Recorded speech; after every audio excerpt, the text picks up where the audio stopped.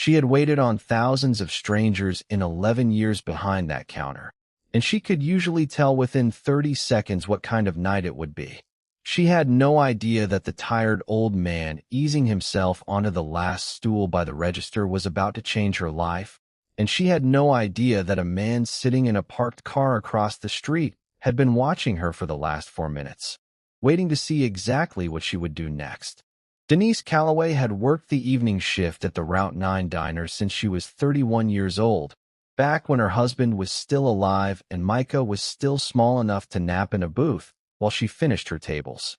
11 years had worn grooves into her days the way water wears grooves into stone, slow and certain. She knew the hiss of the coffee machine when it needed descaling. She knew which regulars wanted their eggs over easy without asking, and which ones wanted to talk about their grandkids whether she had 5 minutes or 50. She knew the particular ache in her lower back that came from a double shift, and she knew how to smile through it, because a tired face scared off tips faster than a burnt pot of coffee.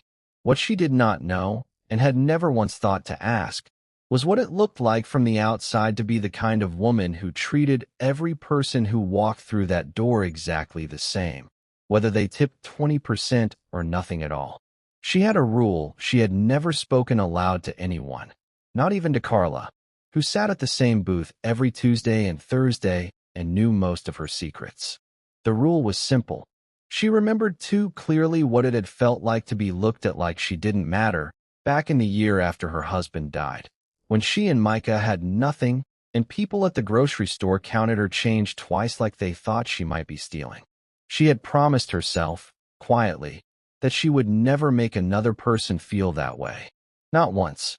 Not for any reason, no matter how tired she was or how thin the week's tips had run. The diner itself hadn't changed much in the 11 years she'd worked there, and that was part of why she loved it, even on the nights it wore her down to nothing. The same cracked red vinyl on the booths.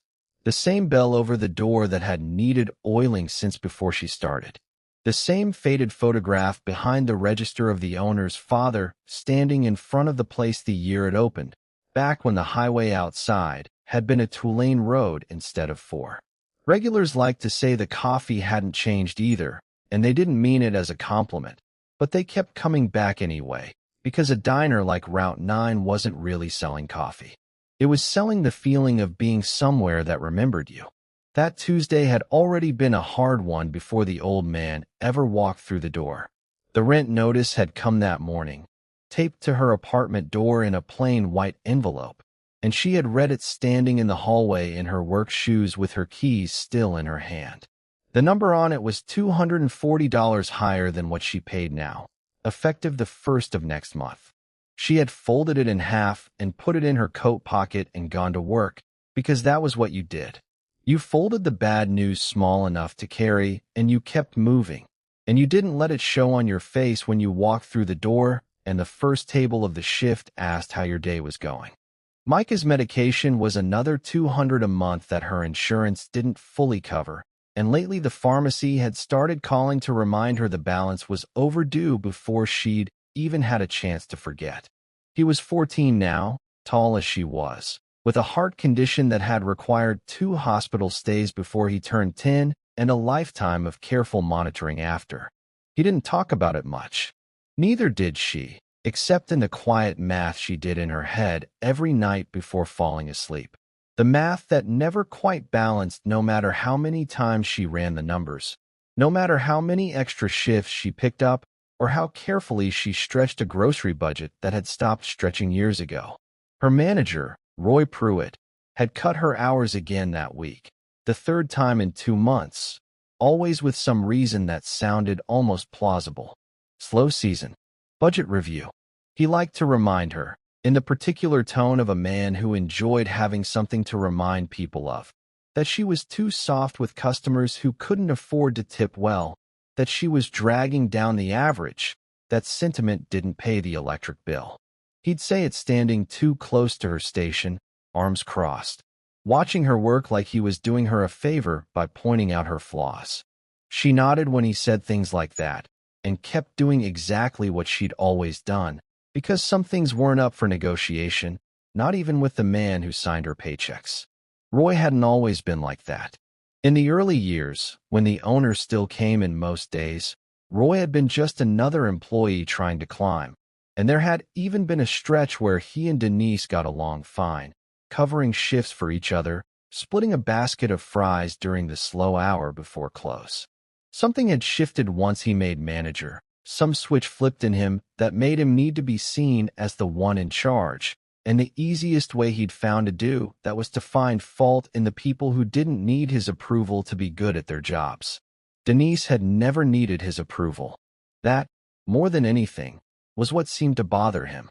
She had 6 hours left on her shift when the old man came in, and she had no way of knowing that by the time those 6 hours were over, nothing about her circumstances would look the same again, even though nothing about who she was would have changed at all. She was refilling ketchup bottles at the counter, half listening to the radio behind the register playing a song she'd heard 1,000 times, when the bell over the door gave its familiar tired chime. He came in a little after 7, when the dinner rush had thinned to a few stragglers and the light outside had gone the color of a bruise. He wore a coat that looked like it had been through 30 winters, the kind of coat that had once been good and had simply outlasted its own dignity, the collar worn thin and one button replaced with a mismatched one that didn't quite fit the hole. His shoes were worn through at the toe. He moved slowly, carefully, the way people move when their knees have started keeping their own opinions about the weather, and he sat at the counter instead of taking one of the empty booths, the way a man sits when he's used to not taking up more space than he has to. Denise clocked him the way she clocked everyone, without judgment, already reaching for a menu and a mug. Before she reached him, though, she caught the tail end of a comment from a table near the window, a man in a company polo muttering to his friend that they should keep an eye on guys like that half of them walked out without paying. His friend laughed, low and careless, the kind of laugh that costs the person it's aimed at more than the person making it ever notices.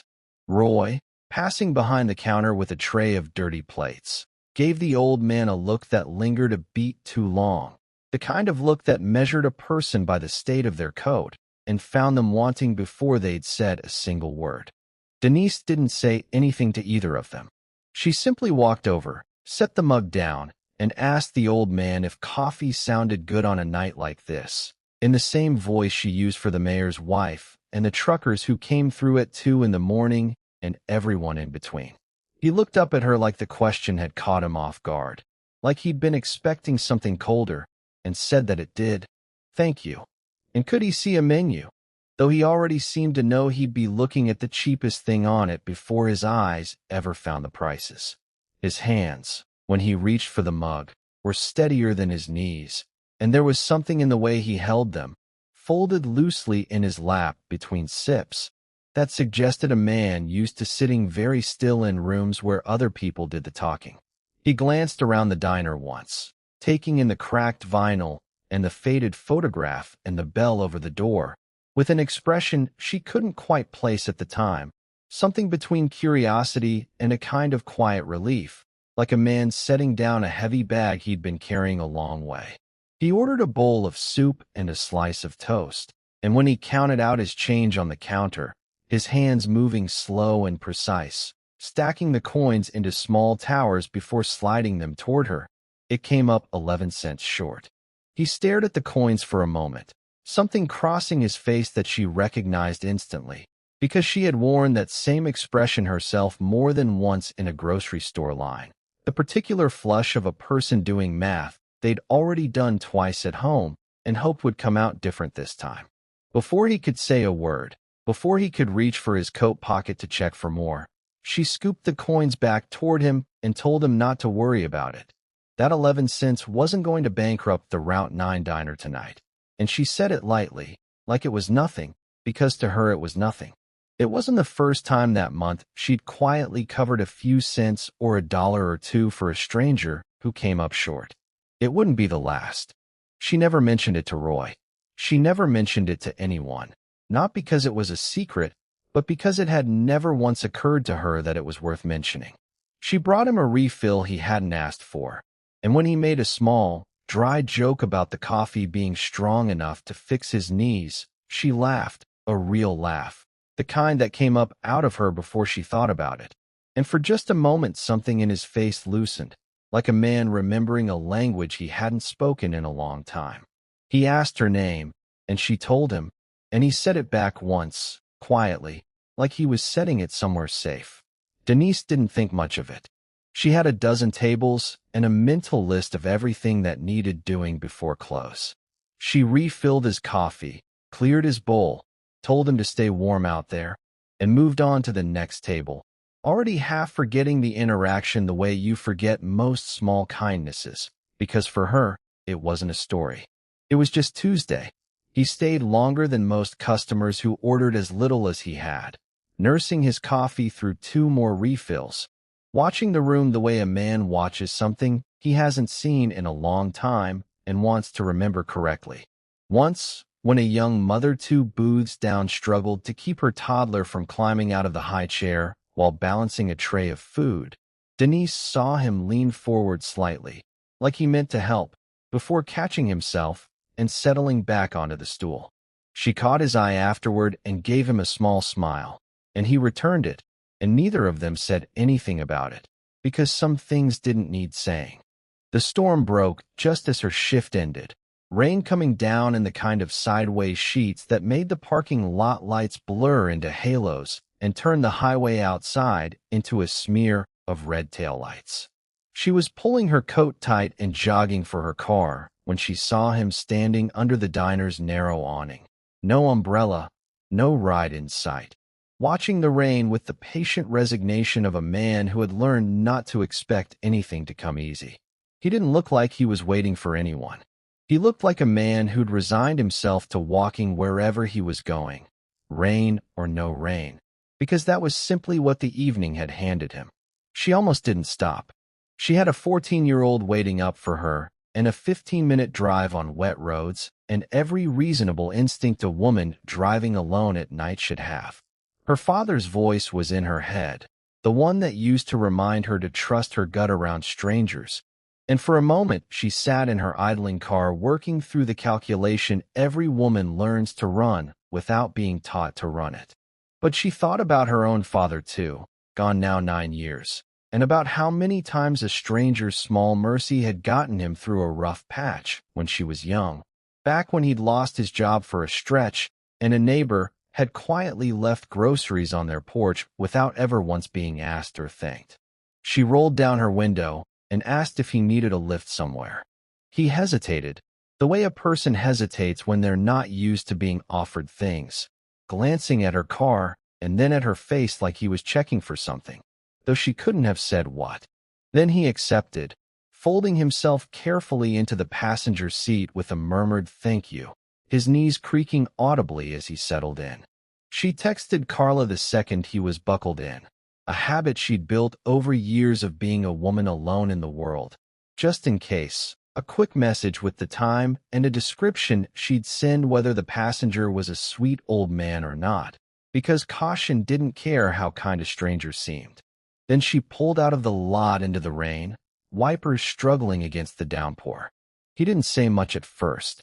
She was the one who filled the silence, the way she filled silences with strangers all day long, chattering about the weather and the drive and how the diner always flooded a little in the back parking lot whenever it rained like this.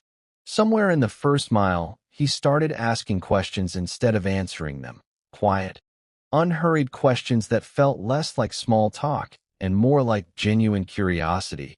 The kind of questions a person asks when they've actually been wondering about the answers for longer than the conversation itself. He asked why she did what she did, whether she resented it, what she was working toward underneath all of it, whether she'd ever wanted something different for herself. She found herself telling him things she didn't usually tell people she'd known for 20 minutes.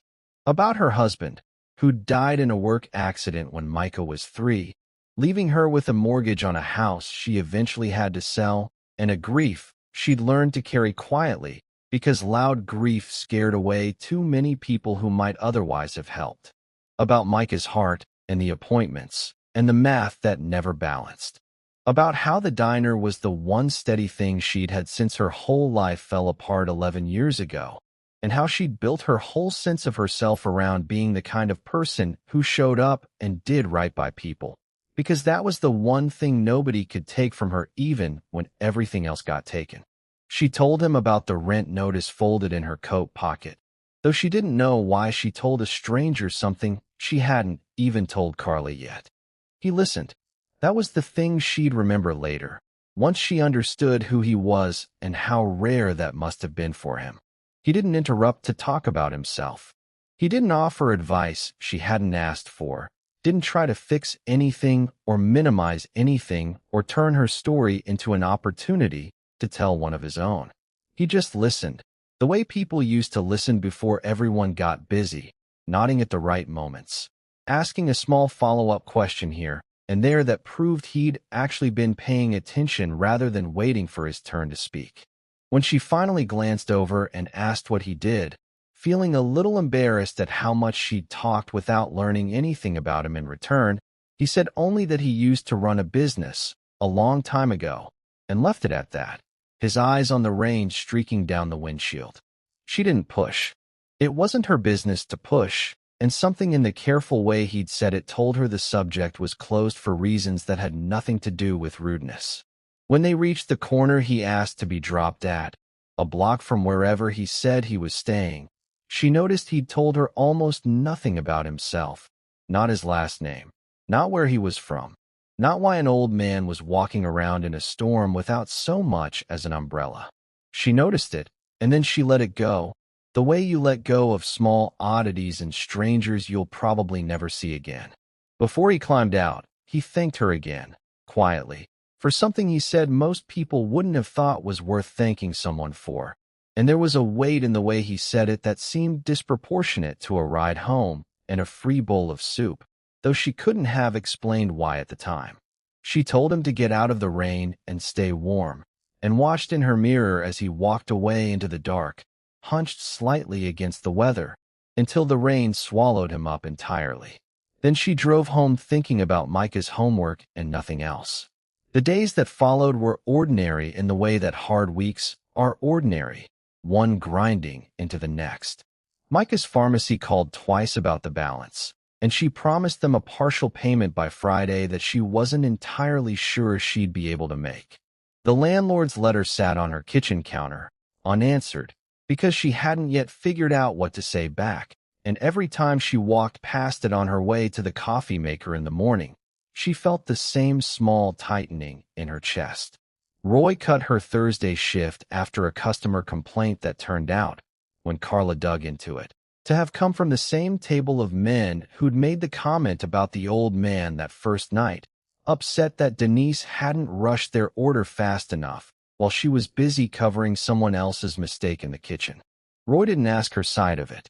He rarely did, and by now she'd stopped expecting him to.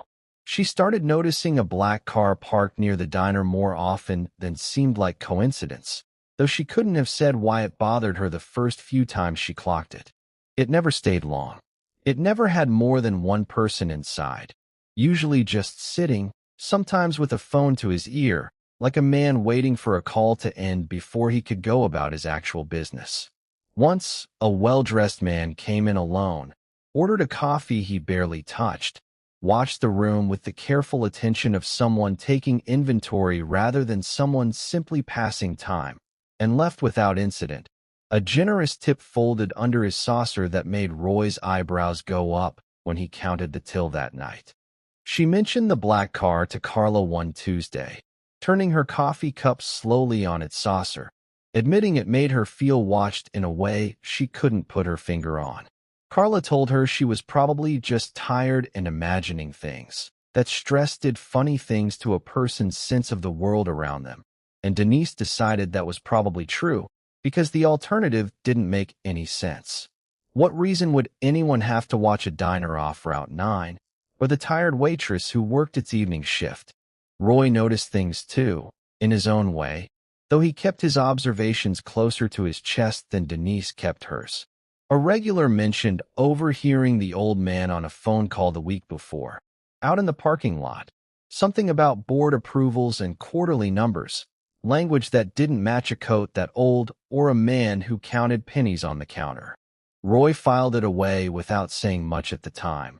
The way he filed away anything that might someday be useful to him, tucking it into the same part of his mind where he kept every slight and every rumor, waiting to see what it might grow into. Then Micah had a scare. Nothing catastrophic, but enough of one. A sudden dizziness at school and a racing heartbeat that sent the school nurse calling an ambulance out of caution. That Denise spent an evening in the emergency room instead of at work, watching monitors and doing math in her head about what this visit alone was going to cost, on top of everything else. She sat in a plastic chair beside his bed holding his hand while doctors moved in and out, trying to keep her voice steady when he asked, in the small, scared voice of a boy who was usually so much older than his years, whether he was going to be okay. He was fine by morning. The doctor satisfied it had been a passing episode rather than anything more serious. But Denise was not fine by morning. Not really, though she put on her uniform and went to work anyway, because that was what you did, and because Roy had made it clear more than once that the diner didn't run itself while she attended to her personal life. It was 2 days after that when the envelope arrived at the diner, plain, no return address, delivered by a courier who asked for her by name and made her sign for it like it mattered, glancing at her twice as if checking her against a photograph he'd been given. Inside was a short note, and signed except for 2 initials, WH, asking her to come to an address across town, at an hour that worked for her, at her convenience. No pressure, the handwriting careful and slightly old-fashioned, the kind of penmanship no one under 60 seemed to have anymore.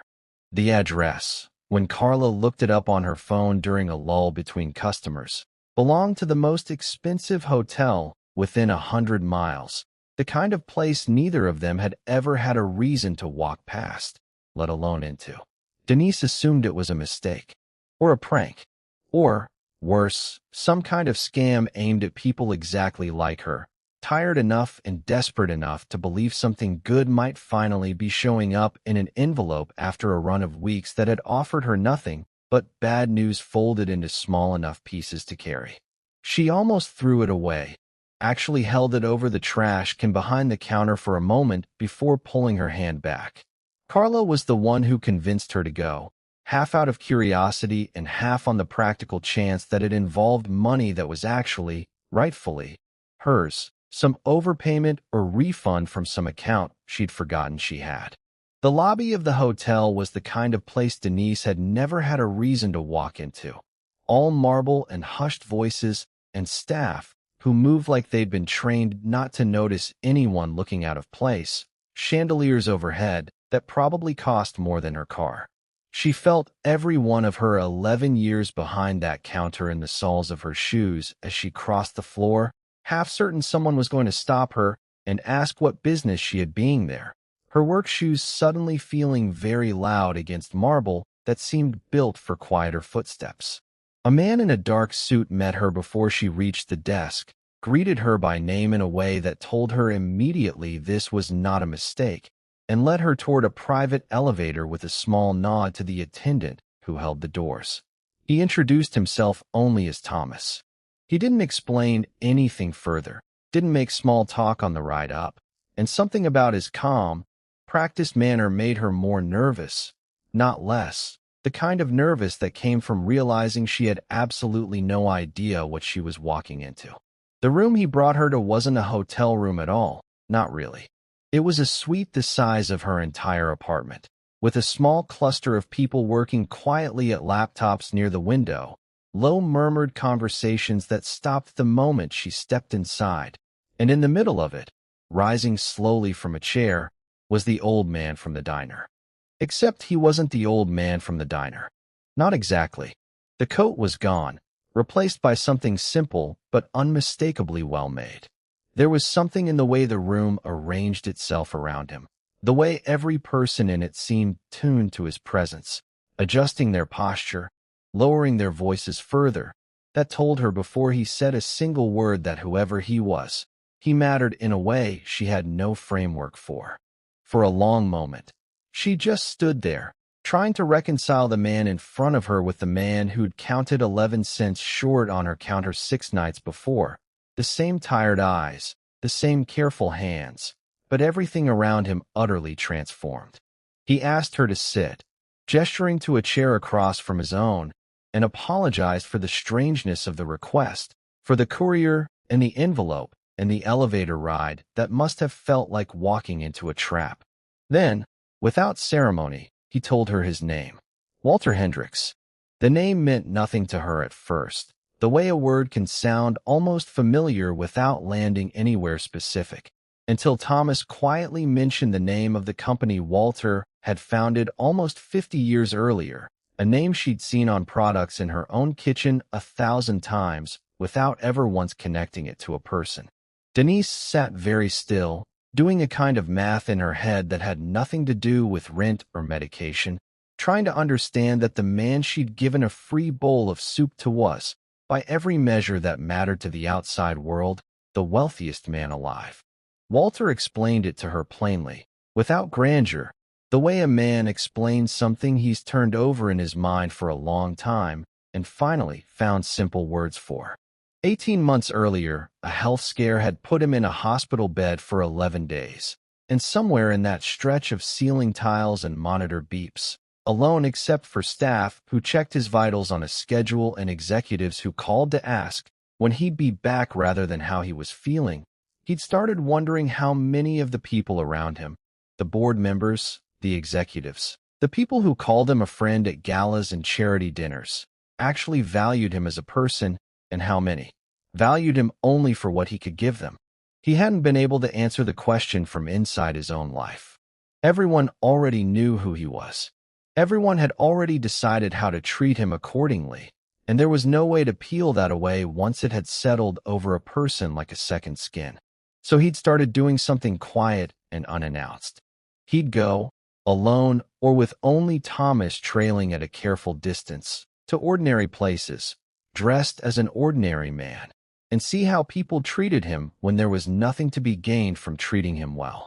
A diner counter, a hardware store where he'd once spent 20 minutes asking a teenage employee for help finding a part, watching to see if the boy's patience held. A bus stop bench in the rain, where he'd sat for over an hour once just to see who, if anyone, might ask if he needed anything. Most people, he told her, without bitterness, simply didn't notice him at all, which was its own kind of answer, a kind of quiet invisibility he'd almost come to expect. A smaller number treated him with open impatience or suspicion, judging him by the coat rather than the man inside it, waving him off or watching him like he might steal something. And a very small number, so small he could count them without much trouble, treated him exactly the way she had, without a flicker of calculation, without checking first to see what it might cost them or gain them. She was not the first stranger he had tested this way. She was the first, he told her, who had never once hesitated, not over the 11 cents, not over the ride home in the rain, not over any of it.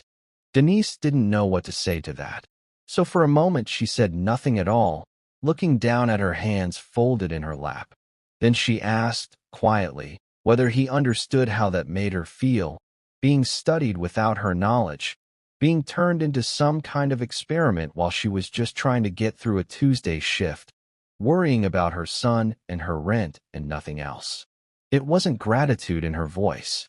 It was something closer to hurt, and she let it sit there instead of swallowing it the way she usually swallowed things, the way she'd swallowed things for 11 years because there was never time to do anything else with them.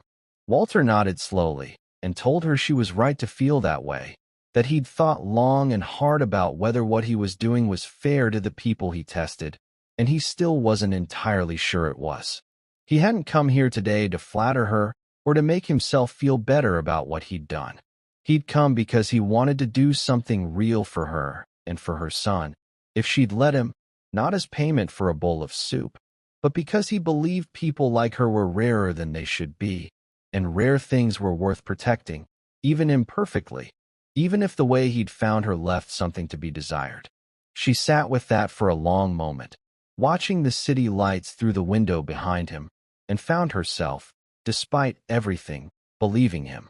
Not because of the suite or the name or the quiet certainty of the people arranged around him, but because of the way he'd listened to her in the car, before any of this, before there was anything to gain by listening well. He didn't hand her a check. That detail mattered to him, he said, because a check would have made the whole thing feel transactional, and what had happened between them at that counter hadn't been transactional at all. Instead, he laid out something more specific, speaking slowly, like a man who'd rehearsed the offer carefully enough to make sure it didn't sound like charity. He would cover Micah's ongoing medical costs directly, without conditions, for as long as they were needed, working through a foundation his company already ran so that nothing about it would feel like a personal debt she owed him. And he had a position opening within one of his companies, overseeing community partnerships for a regional hospitality initiative, work that had nothing to do with charity and everything to do with the exact instincts she'd spent 11 years sharpening behind that counter, knowing how to make people feel seen, knowing how to read a room and meet it where it was. It came with a salary that would have sounded like a typo to her a week earlier, and it came with something else, something she hadn't expected to matter as much as it did: stability. An end to the math that never balanced. She didn't say yes on the spot. She told him she needed to think about it, needed to talk to Micah, needed a few days to be sure this wasn't a dream she was about to wake up from in a cold apartment with a rent notice still taped to the door. Walter told her to take whatever time she needed, and that the offer wasn't going anywhere, that he'd rather she said yes in a week and minute than said yes tonight out of shock and relief. Thomas walked her back down to the lobby, and she stood outside under the hotel's awning for a long moment afterward, letting the ordinary night air settle her before she trusted herself to drive. Word has a way of traveling faster than the people it's about would like, and by the end of that week, Roy had put enough of it together. He'd heard the name Hendricks murmured near town, connected it to the mysterious black car, connected it to the old man he'd once eyed with open suspicion at his own counter, and where another man might have felt something like shame at how he'd treated a stranger, Roy felt something closer to opportunity, turning the pieces over in his mind the way a man turns over a winning lottery ticket he hasn't yet decided how to cash. He went to a local reporter before Denise had said a single public word about any of it, and told a version of events that put himself at the center, a version in which he was the one who'd made sure the old man was treated well, in which Denise's role was quietly minimized or left out entirely. He gave a quote about the diner's values, about how they always treated every customer like family, using words that had never once applied to how he'd actually run that floor.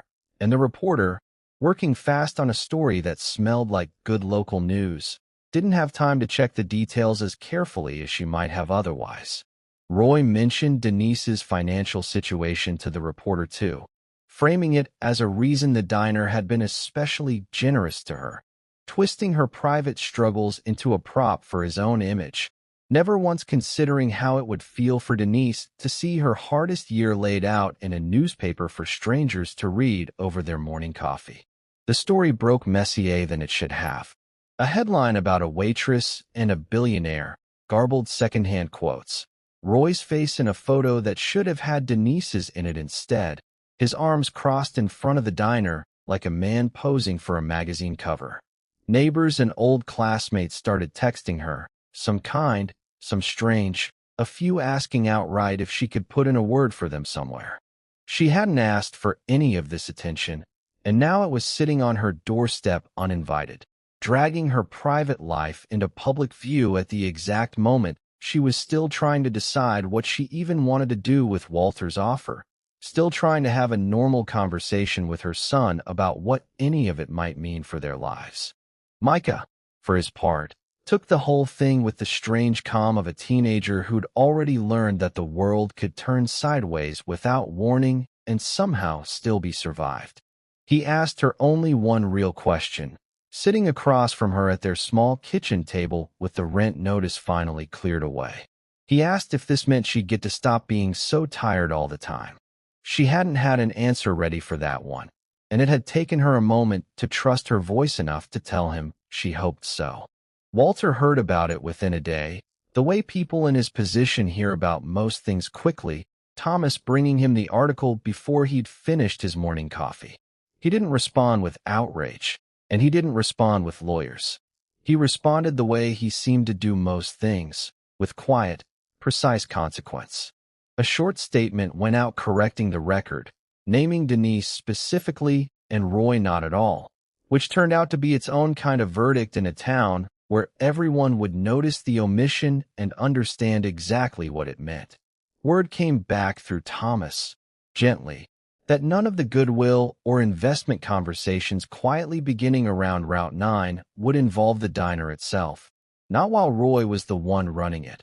A decision delivered without anger, simply stated as fact, the way a door closes without needing to be slammed.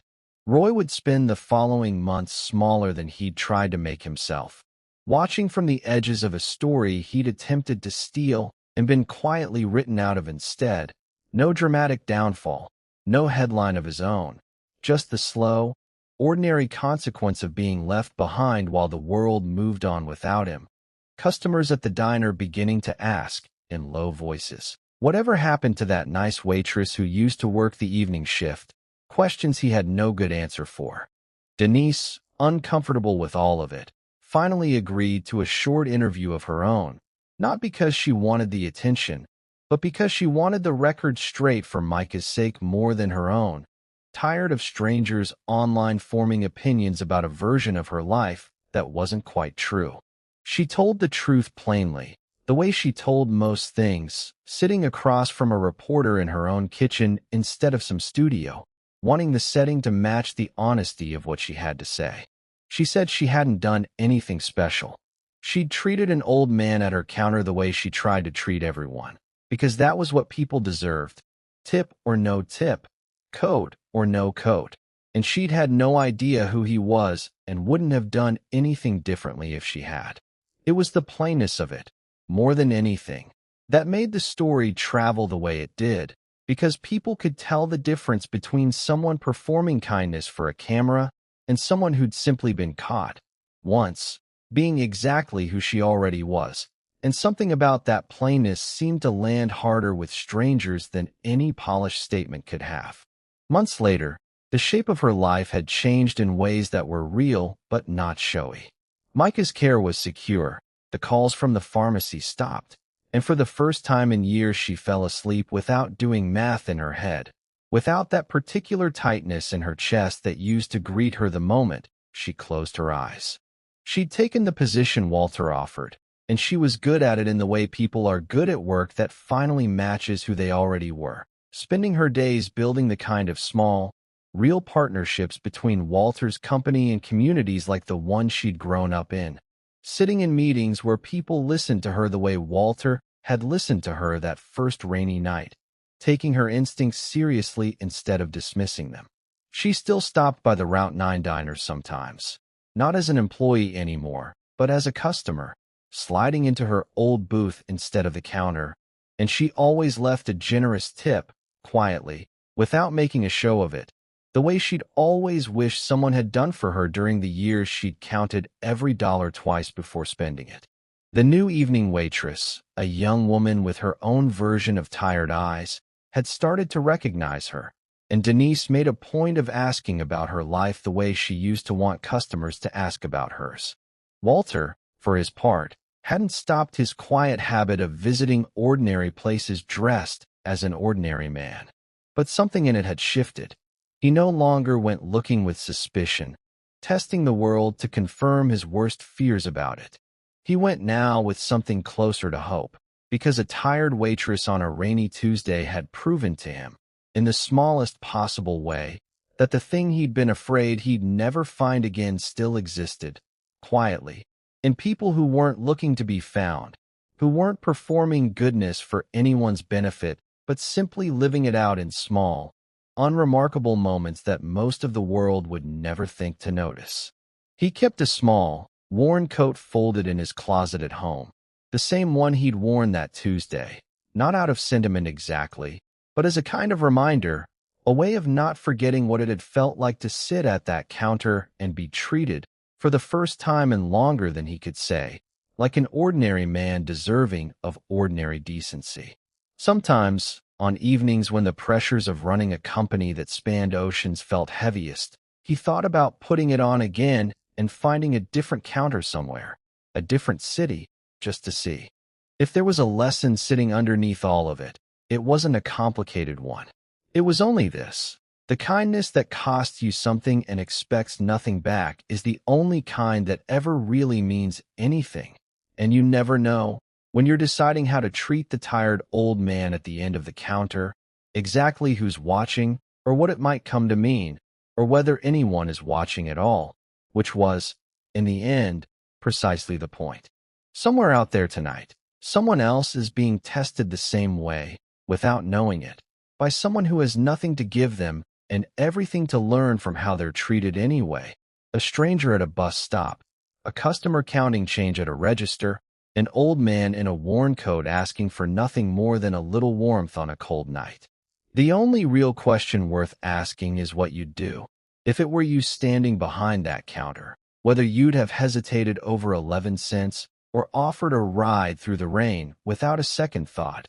And the answer to that question was the only inheritance Denise Calloway had ever really needed, worth more, in its own quiet way, than anything a check could have bought her.